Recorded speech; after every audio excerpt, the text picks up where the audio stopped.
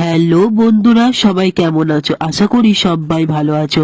অনেকদিন পর একটি জন্মদিন বাড়ির অনুষ্ঠানে নেমন্তন্ন পেয়েছিলাম, তাই সেজেগুজে বেরিয়ে পড়লাম সেই জন্মদিন বাড়ি যাওয়ার উদ্দেশ্যে। তো চলো এবার আমরা টোটোয় চাপবো।